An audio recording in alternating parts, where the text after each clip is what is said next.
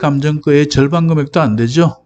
철거를 하느니 토지와 건물이 하나의 소유자로 세팅이 활용도는 굉장히 높습니다. 은행에 대출을 받는다든가 가격도 저렴하고 크게 문제가 있어 보이진 않습니다.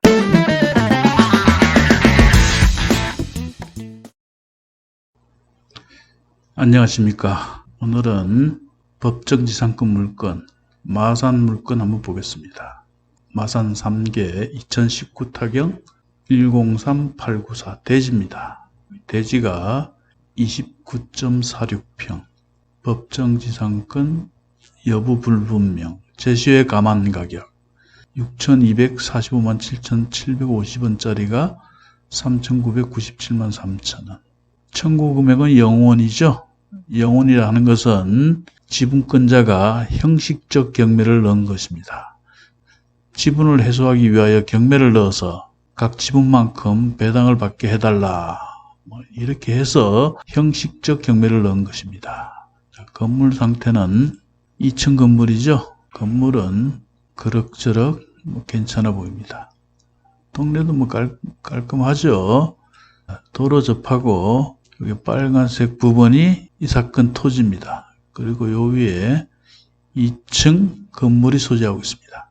자, 법정지상권의 대전제는 토지의 소유자와 건물의 소유자가 동일인이었다가 그중 하나가 소유자가 바뀌면 그 지상 건물에 대해서 법정지상권이 인정되게 됩니다. 자, 그렇다면 건물 등기 한번 볼까요? 건물 등기는 이기용시로 되어 있습니다. 저당권이 있고 그 외에는 깔끔합니다. 그리고 토지 등기를 한번 보겠습니다. 이수룡시에서 상속이 되었죠. 목시와 이씨에게 상속이 된 것으로 보입니다. 아마도 어머니와 딸에게 상속이 되지 않았는가. 대의자는 주식회사 홈앤홈, 그리고 이경화 지분이 전부 이전되었죠. 매매, 이렇게 해서 홈앤홈으로 소유권 이전이 됩니다. 이 지분을 왜 샀을까? 그 사연은 제가 깊이 알 수는 없고 2018년 3월 29일 매매로 소유권 이전된 것을 볼 때 홈앤홈이라는 회사는 지분 물건만 투자를 하는 회사가 아닐까, 저는 그렇게 봅니다. 아닐 수도 있고요. 그리고 주식회사 홈앤홈에서 판결을 받아서 형식적 경매를 넣게 됩니다. 강제 경매로 됐다가 임의 경매가 되었죠. 형식적 경매는 임의 경매입니다. 그렇다면 토지의 소유자와 건물의 소유자가 같았던 적이 없죠. 토지의 소유자와 건물의 소유자가 다른 상태에서 토지의 소유자가 바뀌면 그 건물에 대해서는 법정지상권을 인정하지 않습니다.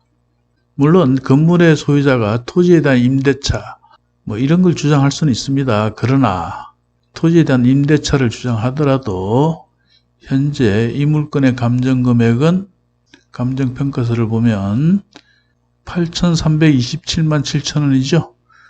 97.4평방미터가 8,327만 7천원 감정했습니다. 그런데 1000매각 금액은 아까 그 금액에서 30%를 저감한 6,245만 7,750원의 1000매각 금액으로 지정되었습니다. 그리고 3,997만 3천원 최저가는, 그렇다면 원래 감정가의 절반 금액도 안 되죠? 그렇죠? 자, 다시 감정평가서 한번 보겠습니다. 우리가 감정평가 금액이 8,300여만 원이면 설사 차지권이 토지에 대한 임대차가 인정된다 하더라도 지료는 받을 수 있죠. 자, 지료는 통상 감정금액의 연 4% 정도 나옵니다. 자, 그러면 감정금액을 8,300만 원을 계산하고 곱하기 연 4% 하면 연 332만 원 나오죠. 이것을 12로 나누면 27만 6천 원. 보수적으로 잡아도 월 20만 원 이상의 지료를 받을 수 있다는 겁니다. 자, 그러므로 이 금액이라면 현재 최저금액 3,990만 원, 약 4천만 원 되죠. 4천만 원을 투자해서 연 20만 원 이상의 월세를 받을 수 있다면 괜찮은 수익률이다. 그러니 설사 토지에 대한 임대차를 주장하더라도 별 상관이 없다. 만약 토지에 대한 사용료를 주지 않는다면 어떻게 할 것인가? 연체된 지료를 가지고 건물에 대해서 경매를 넣으면 되죠. 건물 등기도 있습니다. 이 물건은. 건물 등기 한번 볼까요? 자, 건물 등기는 이기용시로 되어 있습니다. 그죠? 아까 봤었죠? 그러니 이 기용시의 건물을 경매를 넣으면 된다. 그러므로 지료가 연체될 이유는 없겠죠? 물론 경매로 팔자를 고칠 생각을 한다면 이 물건의 수익률이 얼마 되지 않겠죠? 그러나 우리가 상가 투자를 할 때도 예를 들어서 4억짜리 물건을 낙찰받았다. 월세 200만 원 받기 힘듭니다. 한번 검색해 보세요. 제가 몇 년 전에 4억 3천만 원 주고 낙찰을 받았습니다. 그런데 그 건물에 대해서 월세를 200만 원 받고 있습니다. 그렇다면 이 물건은 최저금액이 약 4천만 원 되는데 월세가 아무리 보수적으로 잡아도 20만 원 이상 나오게 됩니다. 그렇다면 적지 않는 수익률로 봐야 됩니다. 20만 원이면 연으로 따지면 240이죠. 투자금액 4천만 원 대비 연 6% 이상의 수익률입니다. 제가 말씀드린 월 20만 원은 아주 보수적으로 책정한 금액이고 만약 소송을 해서 지료 청구를 한다면 최소한 20만 원이라는 얘기입니다. 대충 계산을 해도 27만 6천 원 정도 나오는데 아주 보수적으로 잡아도 그렇다는 겁니다. 그러므로 너무 비싸게 사면 안 되겠죠? 물론 수익률을 낮춰 잡는다면 약간 높은 금액 입찰해도 상관없겠죠? 자, 정리를 한번 해봅시다. 일단 이 물건은 우리가 감정금액을 100% 신뢰할 수는 없지만 감정금액이 8,300여만 원이죠. 8,300만 원짜리 물건을 4천여만 원 언저리에 낙찰을 받는다면 무슨 걱정이 있겠느냐. 철거를 해서 땅으로 팔아먹어도 작자를 만나면 8,300만 원은 받는다는 얘기 아닙니까? 그건 기본적으로 깔고 들어가야 하는 거고 이 과정에서 건물주는 매달 20여만 원 이상의 지료를 주고 소유하고 있기에는 부담이 되겠죠. 건물주도 이 사건에 입찰할 여지가 굉장히 많습니다. 그러나 경매라는 건 높게 쓰는 사람이 낙찰이 되는 겁니다. 아마도 건물주의 입장에서도 법정지상권 성립 여지가 있고 또 토지에 대한 임대차 즉 차지권에 대해서도 문제가 있는 물건으로 보이니 좀 더 떨어지면 살려고 하는 것으로 보입니다.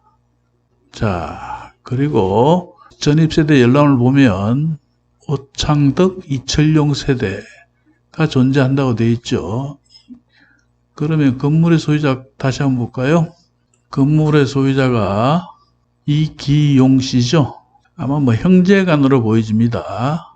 동생이 형 집에 살고 있는지 형이 동생이 집에 살고 있는지 일단 건물 소유주와 연관이 있는 사람이 거주하는 것으로 보입니다. 여하튼 감정금액 대비 저렴하고 법정이상권 성립하지 않고 또한 차지권 역시 성립할지 안 할지 불확실하지만 설사 성립된다 하더라도 지료 청구만으로도 충분한 수익률이 보장되기 때문에 입찰하지 않을 이유가 없다.